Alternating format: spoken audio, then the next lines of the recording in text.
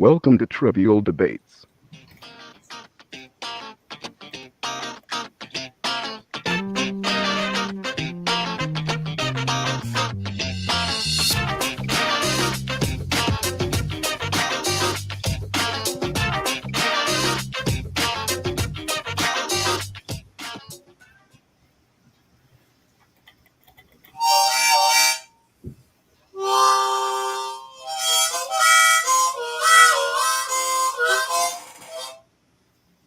Oh, hi there, and welcome to Trivial Debates, Music Edition, the ultimate pop culture challenge.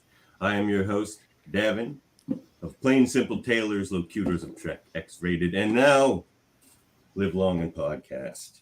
Yay. Each episode, we have some awesome debates for you this month, and each episode our panelists will be judged, scored on their arguments of fact, their passion, their creativity. It probably doesn't hurt to make me laugh. This week, our panelists are former champion Chris Seymour. How you doing, Chris? Yeah, here to defend the crown. Yeah, man. Yeah. All right. We also have my cousin, Eamon Mader. Good afternoon. No family biases here, though. It's You actually gotta morning. have to win on your own merits, mate, Eamon. Oh, of course. Yeah. All right. As long as that's understood. And we also have Tom Mott Tyrell. How are you doing? Good. Streaming all the way in from the USA.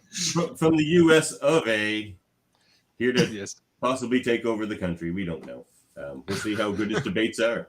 If they're good enough, I'll vote for you. You goddamn right. Yeah. How the show works, there are 6 rounds, plus a speed round by our top 2 panelists. The categories of movies, television, music, sports, history, and wild card. But in this edition, they'll all have a musical twist. They're all music questions. We want people to be passionate, but not personally mean. But there's a little gray area in the middle there that is. Anyway, keep in mind, you can also skip to a new debate by looking at the time indexes in the description and going to the battles that interest you the most. But watch the whole show. There's connective tissue there. You want all that. All right, let's get ready to rumble. Let's get ready to rumble. All right. Our first category, the movie category. What is the best movie role played by a notable musician? Now, you all seem to interpret this slightly differently, so this will be an interesting debate. Chris Seymour, you will be going first, and who have you chosen as the best movie role played by a notable musician? Well, you know what? I didn't even have to think too hardly about this question. The answer popped into my head right away. And the answer was Eminem's performance in the movie 8 Mile. Basically, it's I'm sure we've all seen the movie. It's basically Eminem's, life story about how he was growing up, how he ended up getting famous. And the reason I thought it was such a great role played by Eminem is not only did he, of course, he wrote a lot of the songs for the movie. Like the main song for that movie was "Lose Yourself," which was a huge hit. But it was his real first acting role in a movie too. And not only did he do okay, like playing himself, he nailed it. He nailed that role, going from his upbringing on the streets of Detroit with his living with his mom, and it was his sister in the movie. In real life, I think it mimics his daughter, but it was just a fantastic film. Okay, Eminem, 8 Mile.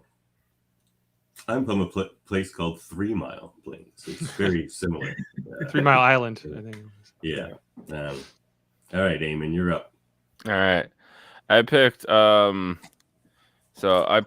Jared Leto's character in Psycho, Paul Allen, and I picked it because to me it was basically the one I thought of where it's like it's kind of a quintessential character to the film, because for the first half of American Psycho, Paul Allen is kind of just the antagonist and really the main antagonist in American Psycho, because obviously he opposes Patrick Bateman in the way that he kind of one-ups him at everything. And I just think that Leto also did a really good job playing his character, kind of effortlessly coming off as an asshole, which obviously all the people in American Psycho kind of are supposed to show the upper class white businessman sort of thing. And obviously, the scene where Paul Allen gets killed is one of the most iconic scenes in all of horror. So I think that adds to it quite a bit. Is Jared Leto a notable musician? I mean, he was part of 30 Seconds to Mars. They got some pretty big hits. All right, fair enough. I don't know these things. All right. Tom, you're up. Okay, so I went with Justin Timberlake and The Social Network, and I would in this role. I think Justin was playing a contemporary, somebody who we seen on TV at the time, Sean Parker of Napster, and this guy was in the news constantly, speaking to Congress. Back in the day. We got our music, the first time, like you had access to broadband, everybody went crazy and stole music, and Napster called it sharing. Sean Parker blew up; he was everywhere. In the role he played in, JT played in The Social Network, playing your contemporary is extremely hard once everybody knows somebody out there, and he just did a bang up job with it. All right. Is Justin Timberlake a notable musician? Okay. I kid. Yeah, all right. I'm hardly. I gotta tell you guys, I couldn't use my lines. The open debate's 100% gonna settle this one. So. All right. So first of all, on Where's that Christian's coming behalf, I considered 8 Mile, but my main argument is that Eminem isn't really a great actor. He isn't really playing anyone other than himself. Well, it's kind of weird because he won the MTV award that year for Best Actor and Best Breakthrough Actor. So the fact that he's won awards for it, he also got award shows mean nothing. Award shows mean nothing. The award shows are all based on who they want to give it to, not who really deserves it. Well, I don't want to hear an argument about award shows. He also won the Teen Choice Award. So that is actually decided by the people. It's not decided by a panel. So I think you're wrong in that. I case. mean, that's fair, but you know what? We're talking about what's the best performance. We should really talk about the actor. I thought Eminem was playing himself, and I thought Eminem was also playing himself. And I mean, look at it how it movie holds up. I mean, 8 Mile got an MTV award. I mean, all the accolades that The Social Network got that year. Best actor, best director. Like you had to play against the best actor. Right. It got best film. I mean, and also JT American delivers Psycho, a line which like is just one of the biggest controversial films of its time. Both people loved it and people hated it. It left such an impact on the world of movies the same way. Justin Timberlake came up with a line in there that was like so iconic when he comes out and just says something profound and something we know today. It's not the Facebook, it's Facebook. And, he, as Sean Parker, he tells him, so iconically to drop the. Yeah, but it's not like Justin Timberlake came up with that. That's No, he didn't. But when you know that when somebody's in the news, somebody we know, and you're going to play that character, like Eminem was playing himself. I mean, he wasn't. How can we say, he really went wrong with that character? He's not really playing himself though, because we all know that he can. He is playing himself though. He's playing an autobiography. In that movie though, like he was he was like choking on stage, and like he had to act that out. We all know he can really rap, but he really had to act to. Well, and I get that, but I don't know if that's Nothing as like impressive as, trying to play someone entirely different from yourself, or just like trying to, I think I've heard enough, producer basically Dave. mold yourself around this role the same way. I don't even know Jared Leto as a musician, to be honest. So, I mean, that's not my problem. That's not my problem. well, it's not okay. All right, I've heard enough. Ding ding. For this one, anybody else could all play good, Sean Parker.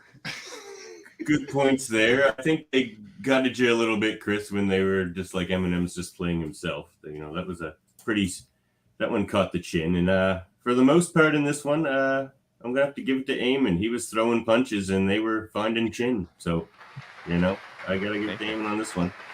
Oh wait, I don't have an Eamon thing. There you go. All right. And... But I also didn't know Jared Leto was a musician, but I believe Eamon on that because I think I've heard that before. I just don't know. No, 30 Seconds to Mars is actually a legit They're band. pretty popular band. They make good music. I like them for sure. Yeah, so props to them. And Eamon's like, not my problem, Chris Seymour. You don't know. Jared Leto's a terrific actor too, and like just about everything he's in. Yeah. All right, we're ready for your next round. Throwing stiff jabs, but rolling with the punches. Yeah. He rolls with it. That's what that mustache is bringing on. He's channeling the power of the chief. All right. All right, next one. What do we got here? Ding ding. Which TV show would be better as a musical? First up this time. I think it's Eamon's turn to go first. Yeah. Eamon's up next. All right. I said South Park basically because, I just think a show. Okay, listen, I'm just going to cut to the chase. I like South Park bigger, longer, and uncut, and I wouldn't mind seeing more of this. This was just a hard question for me. Honestly, I think that it would be hilarious if they just did more of the stuff they did during that movie. That's all I have to say, really. Conceding the rest of his time. Yeah, he only needed 25 seconds to get that across. He's waiting for the open debate. He likes the combative nature. He was like, that's all I got to say about that. Forrest Gump style. Yeah. All I got to say about that. South Park does have some musical episodes already, or some songs at least. But all righty. Next up, Mott. Okay, I went with Saved by the Bell.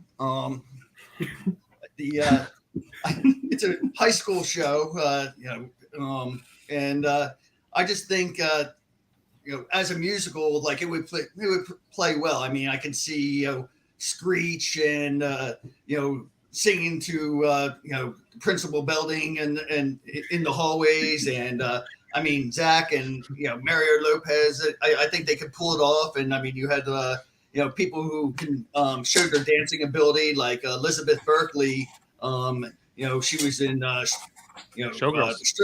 In Showgirls. Yeah, I mean she showed like she could be a showgirl, for certain. I think, and that whole cast, I think they could pull it off. I mean, I think we've already seen maybe something similar with the musical shows these days. With the college, I think, and they became so popular, and then High School Musical, that's actually a thing. Well, with the popularity of that, I think Saved by the Bell would pull it off. All right.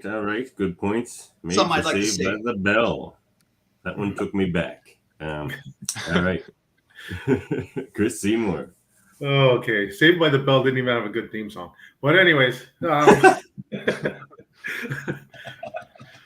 chose something a little older than you guys. I'm going to go with the 1964 series, The Addams Family. I think it would have been fantastic as a musical.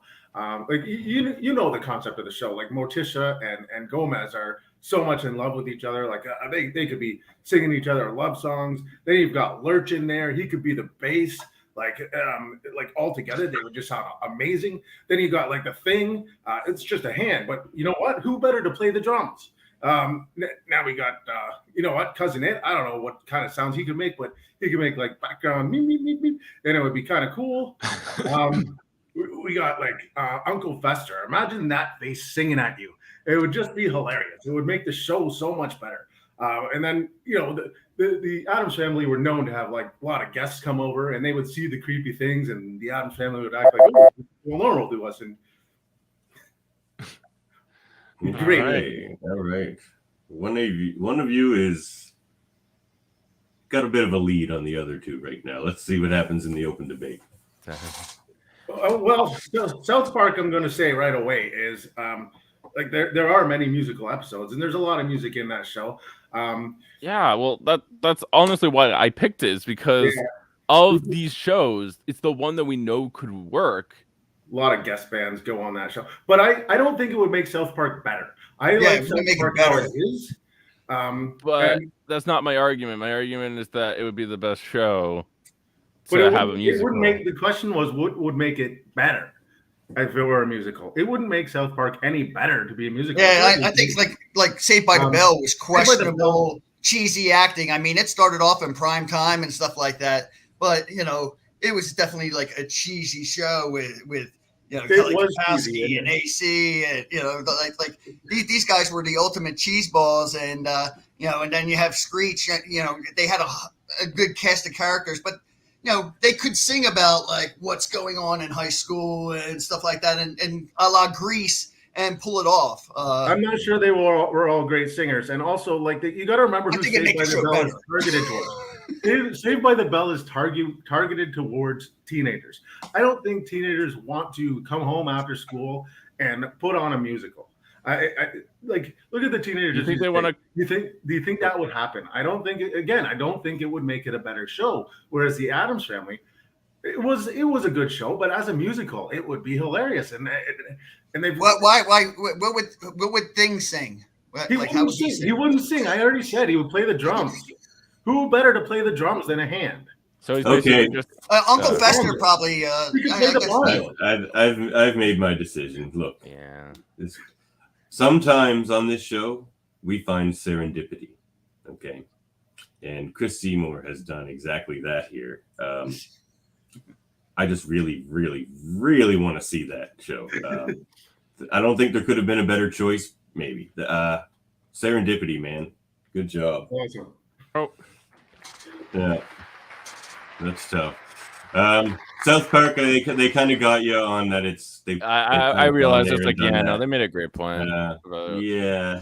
Saved by the Bell is a good choice too, but you know, it's kind of been done as well.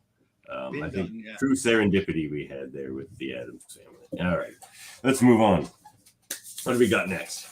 We got music. Oh, other than Oobie Doobie.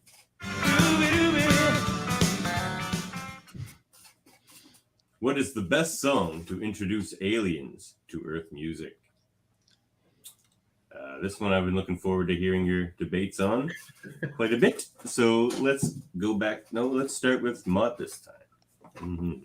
All right, I went with a song that's I think is going to relate to aliens because, like, just when they see our planet, they see a blue planet, and like this is all we got. You know, they're coming to meet us, and the song "Blue," Daba Dee is extremely catchy. Like we don't want to like try to confuse them with words and thoughts, real thoughts of what's going on in the music. We're not trying to explain anything to them. We're just trying to introduce them to music, and I think a song like "Blue" is universally catchy. I mean, that song, you hear it once, it's stuck in your head. You can't help but like move something. So I think that is what I would introduce aliens to.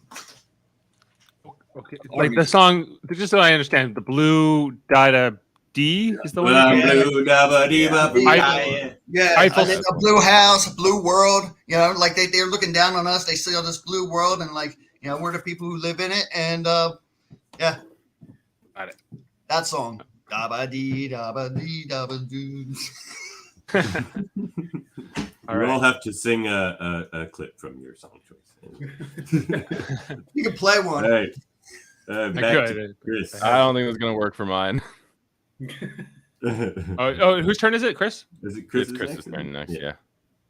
All right. I took a different path than Mott on this one because the song I think we should introduce aliens is the Flying Purple People Eater by Sheb Wooley. We all know this song. This song's it's a classic song. We all know the words to it. Classic song. The reason I think is because the song kind of is about aliens, anyways. Like a one-eyed, one-horned, flying purple people eater. Like now we're like, what? We're welcoming aliens, like saying, like, listen, we've already written a song about you guys. Also, we don't know what kind of music that aliens like. I don't want to start out giving them like techno, like Mott's thinking, or giving them like hard rock, or giving them heavy metal. Sure, we might like that type of music because we've adapted, we've evolved to it. Whereas like Flying Purple People Eater is just a catchy song. It'll get stuck in your head. It'll get stuck in your head, and it's not an overwhelming song. I don't want them to be like, oh, their music is happy. I'm leaving this planet. Okay. Try to relate to the aliens as purple people eaters themselves. Yes. Definitely a different choice. Mott's like, we're blue. We're going to talk about us and dance. We got blue and purple coming in here. All right, let's see what Eamon's got. Seymour's just like, well, here's what we think you are. I'm sorry, I don't have a color-based song. But I do have. Well, disqualified.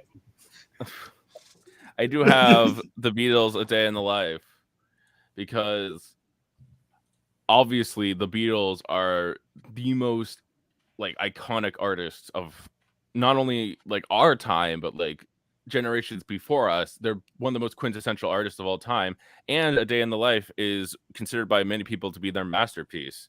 So it just makes sense to introduce, you know, the first song you think of, a lot of people think of when they think of music, and for a lot of people that is "A Day in the Life." I also think that "A Day in the Life" is good because it kind of shows what humans do. We go to work, we're sometimes late, we catch the bus, we read the paper, that sort of stuff.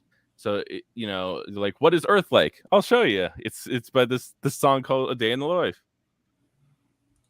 Okay. Very good. Okay. Good. All right. This is interesting. So they're all so different, these choices. Let's see the open debate. Well, I just want to introduce the aliens to something fun. I mean, the Beatles, "A Day in the Life," like okay, but if you say "A Day in the Life" is not a fun song, you are lying because that is a joyous time. But what is this Purple People Eater song? You said everybody knows this. I've never heard of this song in my entire life. Well, that's not my problem. Mott, you're muted.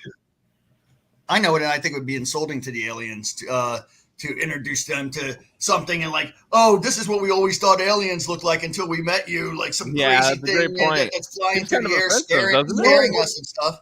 We're showing our compassion. We're showing that we're thinking about them before, like years before they even got here. Aliens probably might see like dogs and like might not even see in color. So like we don't even need to explain what blue is. That song. The words mean nothing. The problem is that, we're not trying to teach them language. We're trying to teach. We're just trying to introduce them to music, something they can move to.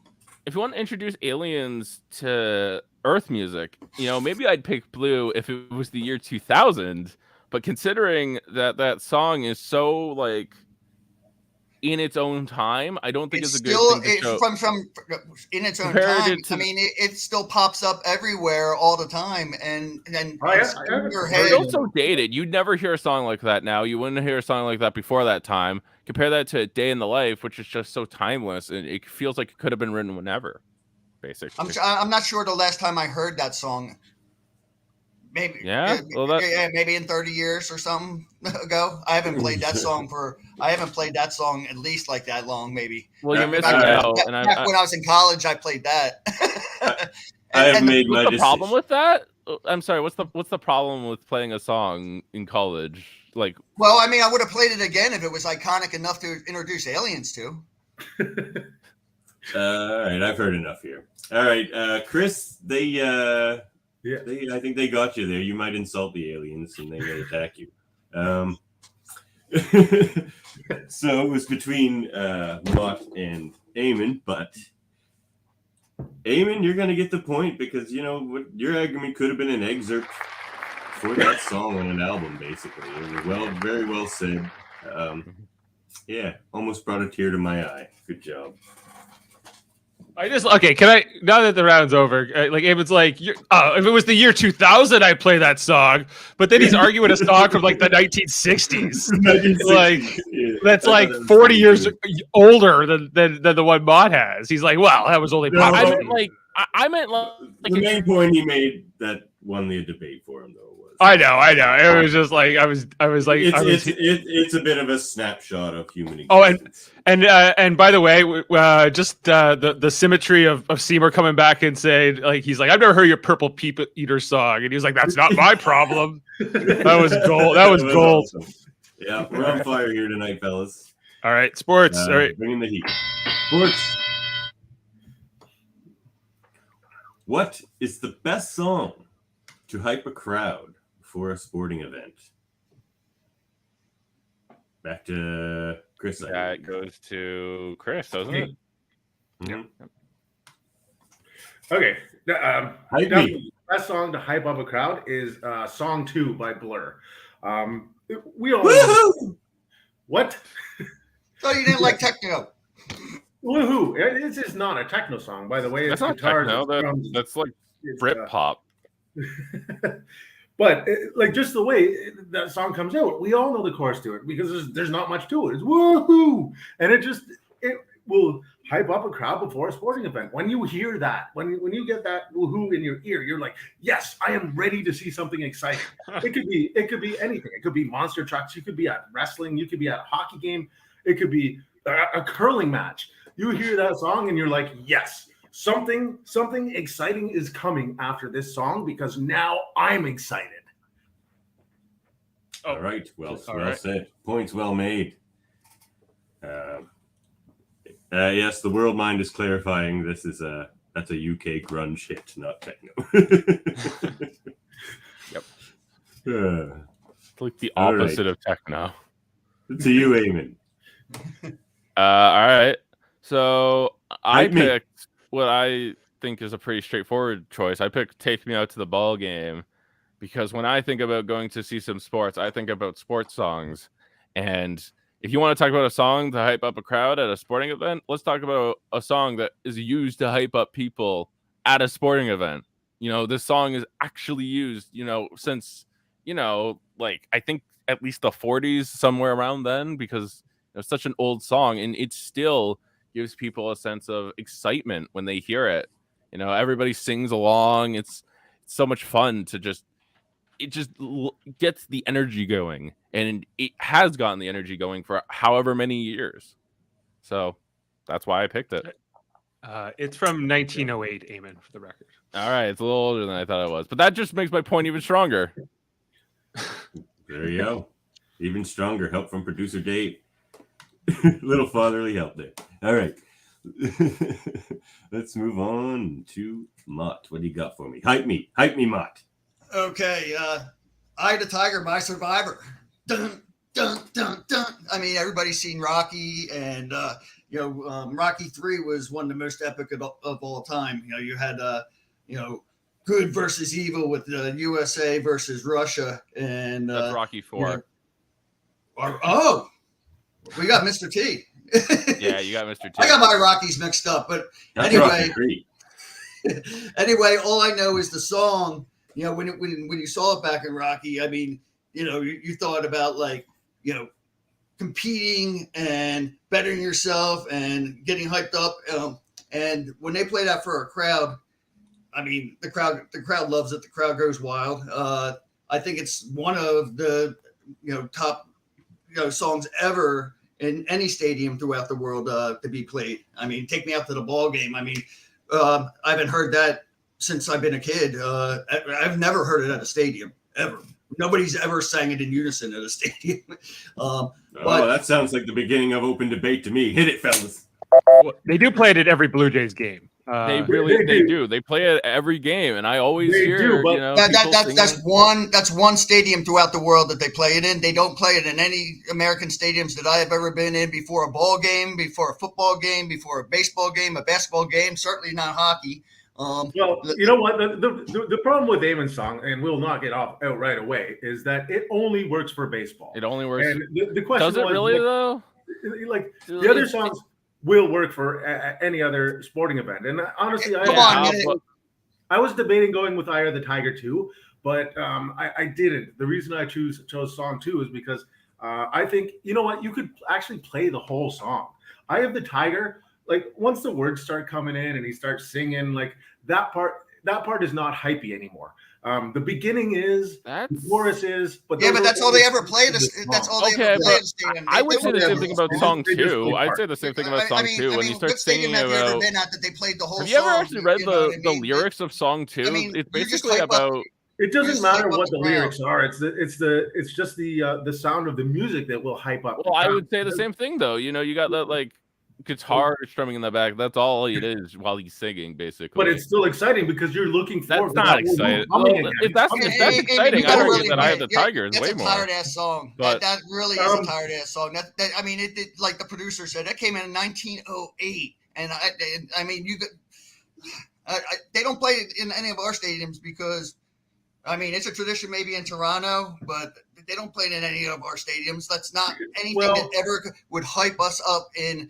I don't know. I just feel like it gives me a sense of taking me to the ball game is not really a hype song. It doesn't get me excited. It gets me I'm just singing with everyone. Really, it gets me excited. And I think excited to see the game. You get some Tiger, like that hits you in the beginning of the game, middle of the game. Like if your team is ready to pour it on, they come out with Eye of the Tiger. I mean, your team's coming out swinging no matter what sport they play. The crowd's hyped up; they're behind you, and something good is about to happen now that they played Eye of the Tiger. I've heard enough. They gutted you with that. It only works for baseball thing. Yeah, that's fair. So it was pretty neck and neck between you, Chris, and Mott. But Mott, you got this point. Nice. It was so close. It was kind of just when Mott's like, "That's a tired ass song." That was kind of what pushed him over the edge. Because it was so close. I just needed something. And I learned something. I was like, "Oh, you don't play this song in American baseball stadiums?" Okay. Yeah, apparently. Why are we still doing it in Toronto? Drop it, Toronto. It's gone. Yeah. I've always liked it, but it's out the window with apple pie. Yeah. All right, you ready? Yep. Yeah. Next one. What is the greatest contribution music has made to human history? We're very much looking forward to this one as well. Eamon, I believe you're up. All right. So, to be fair, I didn't pick a specific event. I picked more of a general idea, and that was, healing from tragedy. That's the best thing that music does because, well, I was thinking because we just experienced the memoriam for the 9/11 attacks recently. It got me thinking about when you're in a time of just pain or sadness because of something bad happening, sometimes all you need is some music to comfort you or help you release anger or maybe just make you think that everything's going to be okay, even though something bad happened. I think that could help someone, especially because, mentally, I know people who are where they are today because of music. And that helps them, push through tough times. So that's what makes me think of. Excellent answer. I think pretty funny. Mott's up next. Yeah, Mott's up next. All right. Okay. Very profound. I went with Live Aid, which really was, at the time, it really brought together the world. 110 countries streamed the event. It raised 127 million for famine in Europe. I mean, in Ethiopia, Africa. And I mean, like, that was the light wasn't shining on Africa back then, and until these artists came together and started, pulled their collective power together and shined the world on light on the world on what was going on there, and really it turned not just for the Ethiopian famine, but around the world, we realized that humanitarian crises were really a global issue, and the artists came together. All right. Healing after tragedy. We have Live Aid. What else do we got? All right. So for my answer, I went with something a little different. I went with George M. Cohan and his songs he wrote that inspired the soldiers during World War I. He had two songs, Grand Old Flag and Over There. Over There was actually like an anthem for World War I. And actually, in his contribution meant so much that actually in 1940, George Cohan was presented the congressional the Gold Medal of Honor by President Roosevelt in his office. President Roosevelt basically said to him, like, your contribution has meant more to the war than any tanks or any bombs that we had there. And it's right, because those songs that he wrote were anthems for the soldiers during that war. It kept their morale up. It kept the spirits alive. And it was a contribution that I think maybe even the world would have gone a different way if those weren't in place. All right. So this is interesting. We have two very specific examples, and then we have a more broader example. Now, I will say the broader example is a more suiting answer to the question I was asking, I think. So what I can do here is take a bit of a protracted view of yours, and what I see in your guys' debates here is Mott is saying that music can be used to do good in the world, bring people together, that type of thing. And what was the question was what has it done for? What is the greatest contribution music has made to human history? So if you guys are arguing that those individual events are the greatest contribution music has made to human history, well, let's open debate. All right. So for something to be, iconic to human history, don't I have to know about it, considering I don't know who this George M. Cohan is. I've never heard his song. I don't want to hear it, Chris. I know what you're going to say. Those songs were written like before World War I. Like, I don't expect you to have heard them, but they were very important during that time period.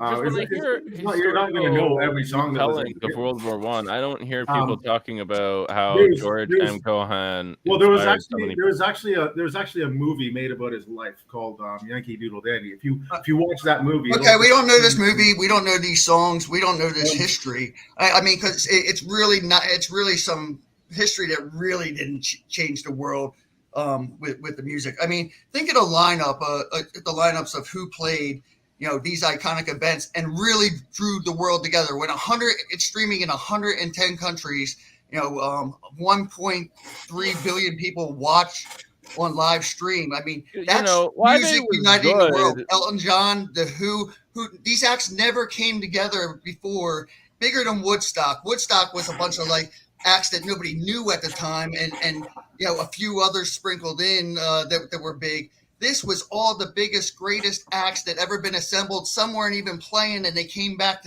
for this benefit for the world. Mm. And since then, I mean, it hasn't been the same.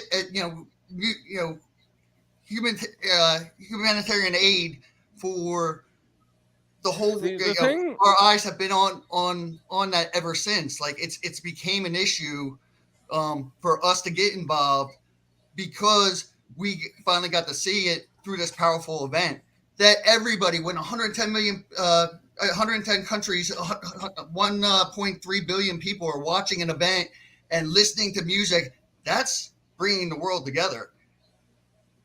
See, my Okay, problem with I think- Live Aid Go is ahead. that at the time of the event, the guy who forms Live Aid, I can't remember what he is, or sorry, what his name is, but he Bob was Geldof. he was kind of a well-known singer, but he basically blackmailed everyone into performing in Live Aid. Sometimes, we don't like to see how sausage is made. All right, I'm gonna stop Well, it there. I'm sorry to tell you, that's the history of the matter, and this is the history category. He basically Okay. blackmailed them. He said, yeah, you cannot show up, but I'm going to tell everybody you didn't show up for this fundraiser, basically. And also, from what I've heard, there were rumors that Who cares if he blackmailed them? They the all money showed from- up and everybody jammed. It was the greatest. Okay. not because they All wanted right. to, they were basically forced to. It Ding composed. ding. Ding ding. I've heard of Order, that. order. So, again, the question was most directly answered by Eamon, but I can look at your guys' arguments and see the argument you were using a specific example to argue. Chris, it's that music can be used as like a rallying cry and a way to bring people together in whether it be battle or other things. Why they beat a drum when they're rowing a boat in Viking boats. Same thing. And Mott, again, you can use people, blackmailed or not, use music to try to do good in the world because it's something that people can relate to and pay attention to and that type of thing. But Eamon, you answered the question exactly how I asked it. And Eamon's answer could possibly be true for maybe every human who's ever existed. Exactly. So- And who will ever exist. And who will ever exist. And I think you've made those points. Yeah, Eamon. That one was a bit of a blowout, fellas. Eamon's trying to make me cry here because he's coming out with some getting right to the heart and the soul. This isn't because you're cousins. No. Okay, come on. You gotta admit, he made a great point for. Yeah. But I do like your guys' examples. All right, so we're going into the final proper round here. So Mott or Seymour need this point Battle, to get into the speed. Move on. Unless Eamon wins it, and then Unless I win and there's a tie. yeah. Oh crap! I don't have a tiebreaker question, but I'll think of something. If All it right. comes to it. All right, here we go. All right, what do we got here? What is the most underrated instrument? Mott, you're first. I went with the flute. I think every time the flute shows up in music, I mean, you pay attention, and I mean, it's a beautiful sounding instrument. I mean, all great pieces were written by Mozart and Bach and so forth. But even today, I mean, in rock songs, but we remember, or in contemporary times, like first with like Jethro Tull and Men at Work, Down Under. I mean, there's even Lizzo is playing the flute these days. But the flute, I mean, if you're a Pied Piper, and you want people to follow you play a flute, and I think If you are a Pied Piper. If you are a Pied Piper. yeah, I mean, if there's a guy playing a flute, I'm gonna listen up and follow him somewhere. I don't know where. Okay. I'm going. All right. Speaking to the compelling nature of the flute. Okay. Let's back to Chris. What's the most underrated instrument? Well, I don't know any. No, pipe Murphy, it's not the recorder. Say that. Not the recorder. I went with the theremin, which is it's not really a well-known instrument, but if you heard it, you would know exactly what it is. Theremin has a very unique sound. It's played by not even touching it. All you do, you have to wave your hands near the antennas. It's used a lot in like horror movies and stuff like that because it's got that weird, creepy kind of sound. But it has also been used in popular music. The Rolling Stones have used it. We all know the song "Good Vibrations" by the Beach Boys. That has a prominent theremin in it. I just think it's underrated because times that bands have actually used that instrument, it sounded great. It's added so much to the song. Like there's no other instrument that can add that level of dynamic to your background. There's always a tone going, and it's just underused, and a lot of people don't know how to play it, and maybe that's why. But what I have done some research, looked it up on YouTube, tried to learn a little bit about how it's played, and I think it could be more widely used. Very good, very good. The theremin. That's right. All right, Eamon. All right. What do you got for me? So I picked the bass guitar because I think it gets a lot of hate and just negligence in general. A lot of people just don't talk about it as much as they should, considering it's the only instrument I can think of that can provide both rhythm, harmony, and melody at the exact same time. Rhythm by, the low tones create a rhythmic sense as opposed to higher tones in general. Harmony, because if whatever the bass player plays as a note, it changes the entire meaning of whatever the guitar or a singer is doing. It literally fundamentally changes how it sounds to the ear. And melody, because of the iconic bass line. We also got to talk about, how many genres it's in. You got rock, you got jazz, you got funk, you got all that stuff. And for all this stuff, what does it get? It gets hated on constantly. The bass gets ignored so much, and it's right. frankly unfair. Don't worry, Eamon, as a bass player yourself, you're defending your craft well. Yes, I am. You know what? Maybe I don't think the bass as an instrument gets rejected. I'm not. Well, I'm saying. I mean, think of our favorite band, right? Chris, what's our favorite? One of our favorite bands, Primus. The lead of it plays the bass. I mean, it's the primary instrument, and everybody knows bass is badass. I mean, the bass lines of music is some of the coolest stuff out there. I don't think it's underrated at all. For you guys, and I'm glad you appreciate it, but I don't think you've been in the circles I've been, because then you would know that everybody. They just hate your playing. The bass player just no. But like they get where the flute is shown up in iconic music. The shape of the entire band, literally. They think about iconic music though. I don't.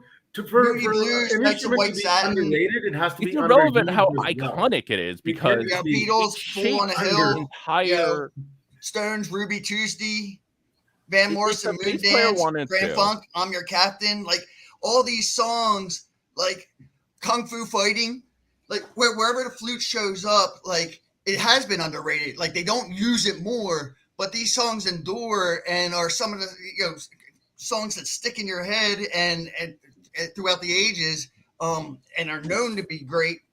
Why? Because of their flute parts. And I wouldn't. I definitely took a different angle on this, but the bass, whatever the bass plays, it shapes the entire band.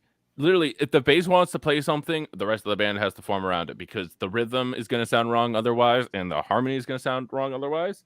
So if the bass player has that, but I don't think it's underrated. I think people know the power of the bass. You just got to be good at what your craft is, with the bass. I think I've heard enough here, and I'll tell you why. Because you've lit a fire under them with this bass thing, Eamon. They were ignoring each other, and they're just going after this bass. And they've made some good points. So, I mean, think of all that music I named. Like those songs are some of the most enduring classic rock songs of all time. And California Dreaming. But I mean, because of their flute parts. David's made his choice. You can stop arguing. I know where you're coming from, Eamon. Like there's a lot of memes and jokes out there about the bass player drooling and whatnot. There is, but there's drummer and bass player jokes out there. And I think flute though they're underappreciated. appreciated, perhaps, but I don't know that underrated. And for the Well, rock, like put it this way too. a lot of prominent think bass about, players out there. when you Like, think about you- musical instruments, I mean, That's fair. you'll name the instruments in a band. You'll say, oh, what are I've popular been musical instruments? You'll disqualified. say You can stop. bass, guitar, Yeah, rhythm Matt. guitar. It's been I've decided. been disqualified. Mott just wants to keep going at Eamon. Well, no, I'm just saying, like not Eamon, just in general. The question, like underrated. Like no one ever names a flute like as a musical Whoever instrument. names it a It's like theremin. maybe 28th in line, like of the musical instruments you'll ever name. Look, one of my probably top 3 favorite musicians is a bass player. That's Marcus Miller. If you guys don't listen to Marcus Miller, That's a great pick. Yeah, Oh, Fly in the Family Stone, I believe. Jesus, did he play for them? Yeah, but it's his solo stuff. It's his solo stuff. Marcus Miller has been doing solo jazz bass for the last 30 years, and some of the best music you'll ever hear. No one can do virtuoso and keep the groove like Marcus Miller, and so it's not the bass. Bass is amazing, but nobody went after the theremin. No one could poke a single hole in the theremin. And you made a good case for the theremin as well, Chris. So you're getting the point. Like you made some good points Right, about luring children off into the wilderness. There, flute, but they're Mott. But I mean, you made some good points about the flute. It is underrated. But Yeah, no, you guys have both had really good picks. It's underrated, but a powerhouse. I mean, like the theremin doesn't come up in name 5 great theremin songs. Chris made the best case on why his was underrated and underutilized. Like that was entertaining to watch just because it was like a dog pile Why is on it Eamon different? about the Yeah, guitar. it was It was such a For like pile. 3 minutes, and then like I don't think Mott one time talked about the thererin. Like No one did. I No don't one think mentioned the anybody's theremin talked once. about I'm like, the if no one goes after Chris You're here, so he's gonna underrated. I win. couldn't even remember what he said. Yeah. Well, It was see, a that brilliant good answer. point. He's like, I'm going to Yeah, pick something exactly. they won't even know how to argue against. They don't even know what it exactly. is, maybe. That was a good one. All right, All right. that's it. Well- Sorry, Mott, you've comported yourself well. You represented. You your can hang country with around, but pride. you're not in the. Yeah. in the I agree. Hang Flute and around. theremin are definitely underrated instruments. By the way, you guys. Yeah. I'll probably say bye. I got things to do. Oh, you can go too Write if it you out. want. I'll be listening as I'm walking around. Okay. That's right. All right. You want to mute yourself? All good. Don't get bit by any dogs. Yeah. Try not to get bit by any dogs in the face. Let Like, them lie, and don't growl in their face. No, don't. right. All right, Yeah. speed round. Boom, boom, boom, boom, boom. Yeah, Fast. speed round Fast. questions. Okay. All right. One of these is going to be funny. Just anyway. So, first one, movies. Which is the better band of comedians?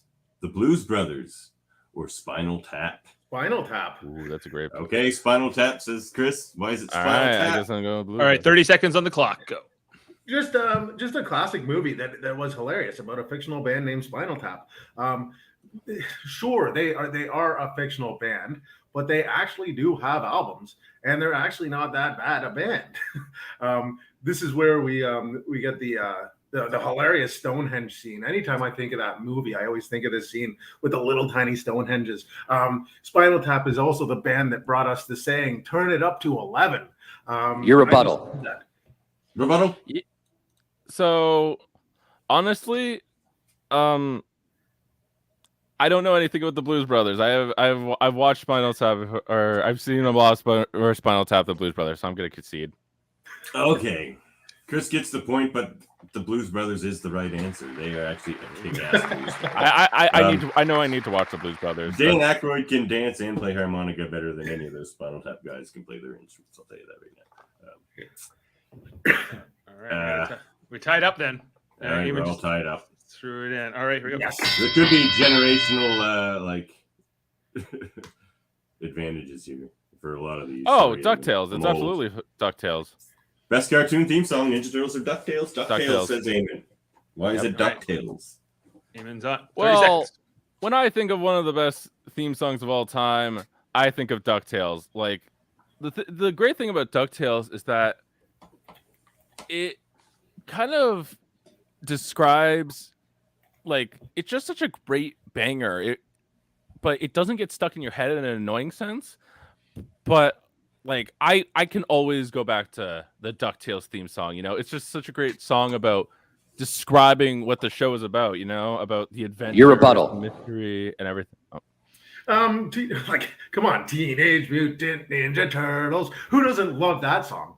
I used to watch this show as a kid religiously. Not only that, the song is actually sung by the Teenage Mutant Ninja Turtles. It's DuckTales is like DuckTales. I don't know. It sounds kind of weird to me. Kind of a flaky song, and it does get stuck in my head, and I hate that. But Ninja Turtles, and I not only that, hearing the Ninja Turtles theme song, I was like, your rebuttal. I'm going to be in for the best show in the world. Well, my argument is that, honestly, there's just, when I think about what song I would rather listen to, it would be DuckTales, because it's got such a great instrumentation. You can always sing along with the line, with the vocal line. You got it just the song that I think is better as a theme song, because it's the song that sticks in my head more. It's the song that I'd rather. Your rebuttal. No, as a theme song, I think the Teenage Mutant Ninja Turtles, the song talks about Leonardo, about Donatello, about Raphael, about Michelangelo. It talks about them being pizza kings. The song talks about Master Splinter. Like when you hear that theme song, you're ready for the show. You know all the cast of characters. It's a catchy tune. It's a great tune, and it does get stuck in your head, and it wants you to make you go back for more Ninja Turtles. One more rebuttal. From each of them? Okay. Yeah, this is close. So yes, obviously the Teenage Mutant Ninja Turtles theme song is about the characters, but I think that DuckTales does a better job at describing, what the show is about. You don't need to hear what the characters are like on DuckTales, because you get to hear about all the stuff you're in for. Basically, you get to hear about going to solve a mystery or rewrite history. How life is like a hurricane here in Duckburg. It's just so it gets you prepared for what you're about to watch. Your rebuttal. You talk about getting prepared. This song talks about the Lean Green Ninja team that's going to be coming. And it's honestly, I think that Ninja Turtles is the better show overall. So of course, it's got the better theme song. That's irrelevant. That's not what the question's about. Like Ninja Turtles is such a ridiculous concept when you think about it. Like teenage turtles who are going to become ninjas. But that theme song, it describes it for you. It gets you ready. It gets you prepared for what you're about to watch if you've never seen the show. Just a fantastic song that I could listen to over and over again. I don't know about the DuckTales song and that. Ding ding. All right.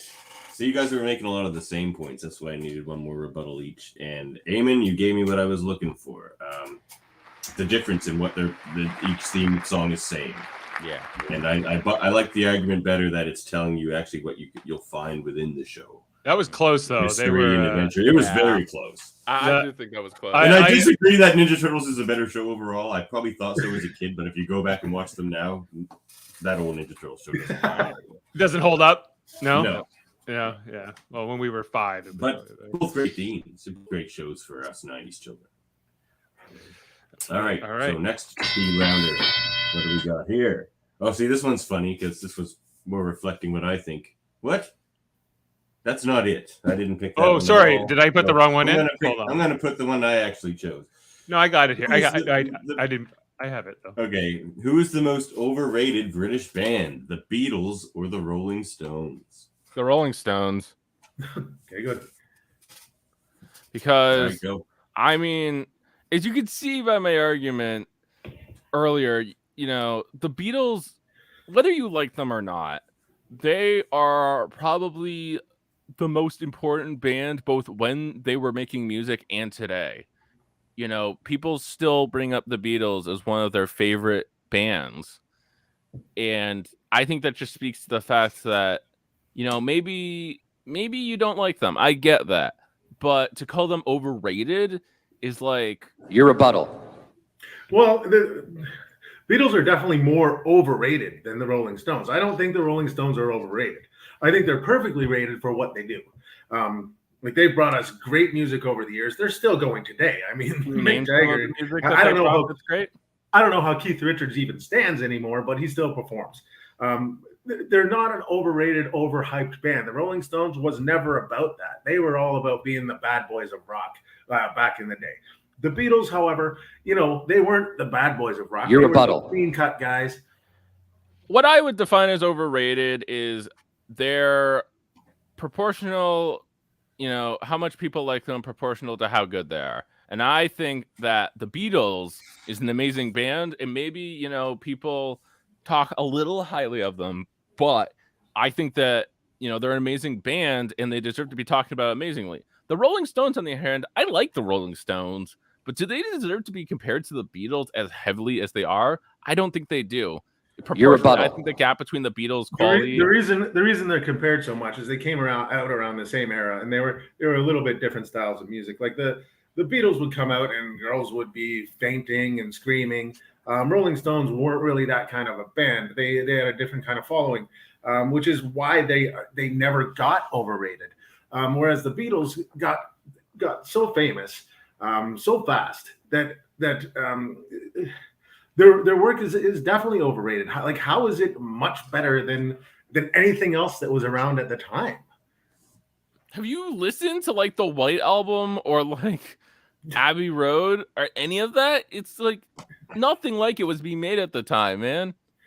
And also, just like you can't say that about the Stones. They were a good band, but I don't think they really changed music the same way. The Stones are. Which is why I think they're more overrated. Or sorry, the Beatles or the Rolling Stones are more overrated. I mean, think about it. The Beatles don't have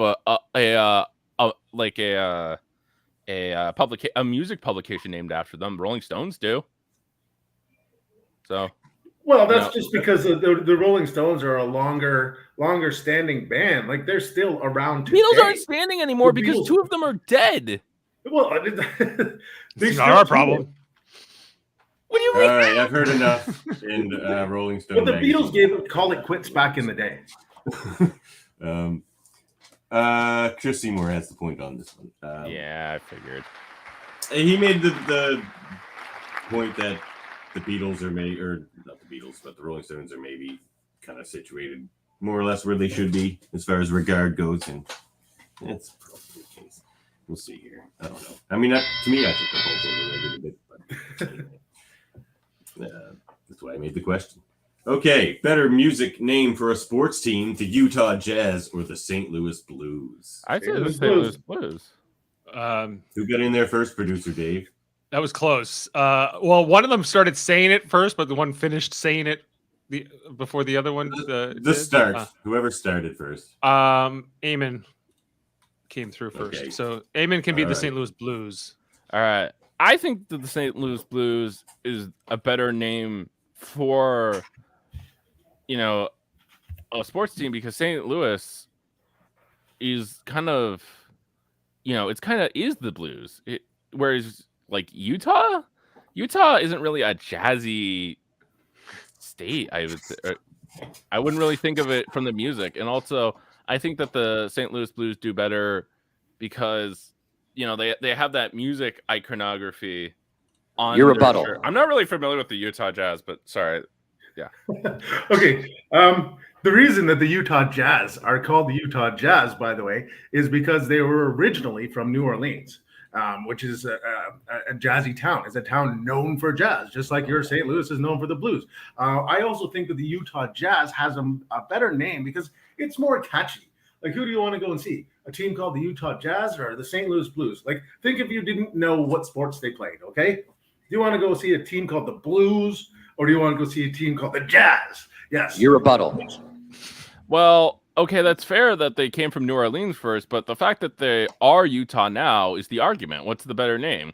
And Utah is not really a jazz state, whereas St. Louis obviously is the blue state. I think that I would rather go watch the Blues purely because the Utah Jazz, I think it rolls off the tongue better. St. Louis Blues compared to Utah Jazz. Your rebuttal. Well, they used to be the New Orleans Jazz. They wanted to. It's not relevant. That's not the question. Yes, it is relevant. No, because it says Utah Jazz. What is the better name? Ties to their roots, which is in New Orleans. They don't. They don't want to think of up a whole new name just because they're moving to Utah. They still want to be the Jazz. They want their roots. They want to keep their old fans. They want to gain new fans. Now they've got two cities rooting for them. They've got New Orleans and they've got Utah, and they've got the better name, which is the Jazz. They All right. moved in the 70s. So and I can't help but just take this opportunity to play. Don't make us go back to our liberal city home with tales of prejudice and bigotry from in the heart of Utah. Okay, so producer Dave, I would like one more rebuttal each, but I would like you both to forget about the city and just tell me why the Blues or the Jazz is better for a sports team. Well, honestly, I think that, and I hope this isn't talking about the city, but again, I think it rolls off the tongue better. The Louis Blues just kind of goes better. It's got this similar sound, so I think it just goes better. You know, as opposed to the Utah Jazz, you kind of conflicting syllables there. So I think that, you know, it sounds better. And also, Your rebuttal. Okay, since he told us to forget about the city, I'm going to forget about the city like I was asked. The Blues just sounds like, you know what? I might be going to something that's kind of sad. Like, oh, I got to go see the Blues. You know what? Do I want to go see the Jazz? This is going to be a jazzy time. This is going to be more fun because I'm going to see the Jazz. I'm not going to see the Blues. Jazz hands. All right, Seymour gets the point. All right. I wasn't trying to bring the city into it. I was just trying to bring the syllables into it. Yeah, I get it. I really like what he said though about like it's thinking about going to a down thing. That's a good point. I'm going something that's blue and like blue, or something that's jazzy and pizzazzy and fun. Like I thought that really brought it up for me. I will say, as a bluesman myself, the blues is meant to be the remedy for when you're feeling that way. It's not supposed to bring you down. It's supposed to be the remedy. Yeah. So come on, Eamon, you got to pull this out. You know, you're what's the score now? What are the points? Actually, I don't know. 5-4. 5-4 for Seymour. So we got two left. All right, so here we go. This is tight. All right. Next one. What do we got here? Okay. What is the most significant musical component for the proliferation of music throughout human history? Is it its storytelling element, or is it the more rhythmic element, like dancing? Which one has dancing been more important to its sustainability and proliferation? Dancing. Pick dancing. I'm going to go with dancing because it's important to every culture around the world. You can listen to a song, you can dance to a song. You don't need to know what it's about. You don't need to know the story. You don't need to even understand the language that the lyrics are written in. In this way, music has that effect on us that we can listen to music from all different cultures, and we can dance to it. We can enjoy it. We can enjoy the rhythm. Your rebuttal. My argument would be that storytelling in songs has done so much to change the world. You think about, how many songs were done in protest of Vietnam. You think about how many songs are, fighting against a specific subject. So I think that caused the music to spread because it kind of, it was what other people agreed with and what other people were interested in. I think a good story, fascinates people and wants them to analyze it more and spread it. Yeah, a good story can make a good song, but you got to remember that not all songs even have lyrics. There's a lot of great music out there, a lot of jazz music, a lot of blues music, a lot of electro music. The dancing is just part of it. There doesn't need to be a story, so it's more universal.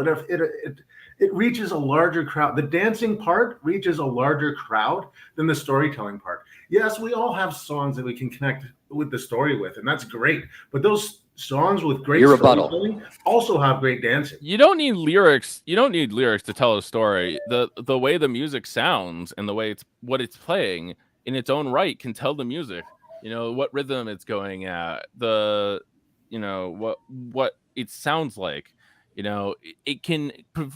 You can convey its own feeling, and people, they gain this own feeling because they analyze music from, or analyze music that has no lyrics in it, and they're able to detect, emotions in it.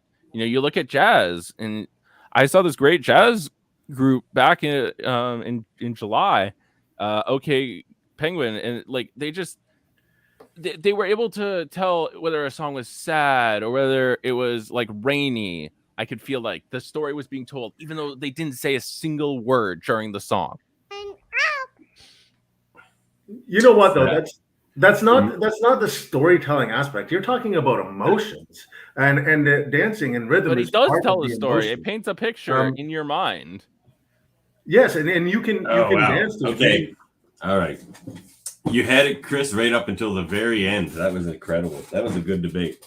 But Eamon did defend your biggest criticism with you don't need music or lyrics to tell a story. Tied up then.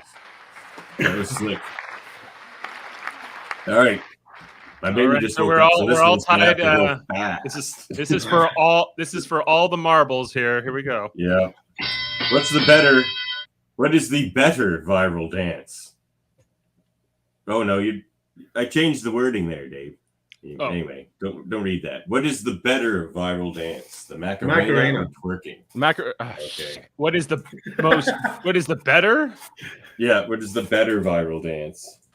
I'm going with the Macarena just because it's a way more fun dance. Like I was down in Cuba like 2 years ago, and we were even on the ship, and everyone's still doing the Macarena, and it got the whole ship going. Like older people, younger people, different races, everybody was just on that boat doing the Macarena, and it's a fun time because it's an easy dance. Everyone can learn it.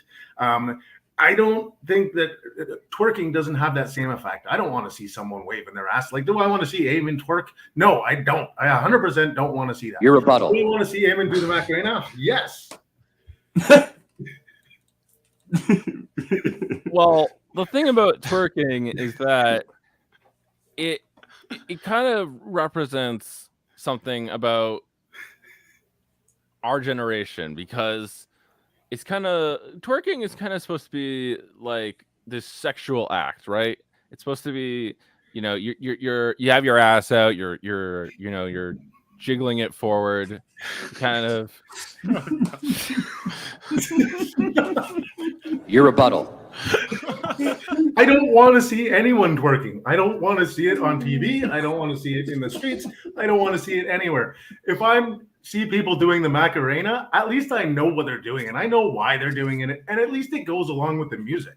Like, I don't even know what people twerk to. Do you twerk to a certain song? Is it any song? I have no idea. At least the Macarena, we know what song that goes with. That song is a great song, by the way. It's got a good beat. It's catchy, and the dance is fun. And generations can have fun with that. I don't want to see grandma twerking. I mean, that's not the point of the song. The point of the point of twerking is that, it's about, you want to see these women doing it because it's inherently, it's hot, I guess. That's the best way I can describe it. And that's why it's so viral, is because, sex sells. It's basically,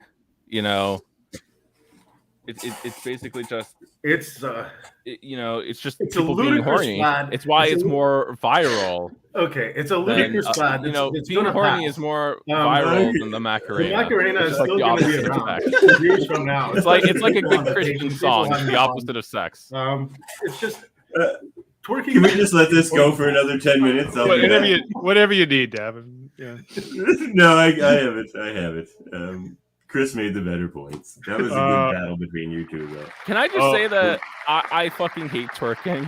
You can tell in your debate, and that's why you didn't win. I would have. Okay, if it was the more obnoxious dance, I would have had a better fucking argument for twerking. That's why I changed it, though. I thought it would be funnier if I made you guys have to argue for how great those two dances are, and I was right. So. All right, and we got our winner here, in Chris Seymour. Two-time champion. Yeah, absolutely. Where's my winner music when I need it? Yeah. Final Fantasy. I was so close. Both of your, I don't know, the people are going to start thinking biases here.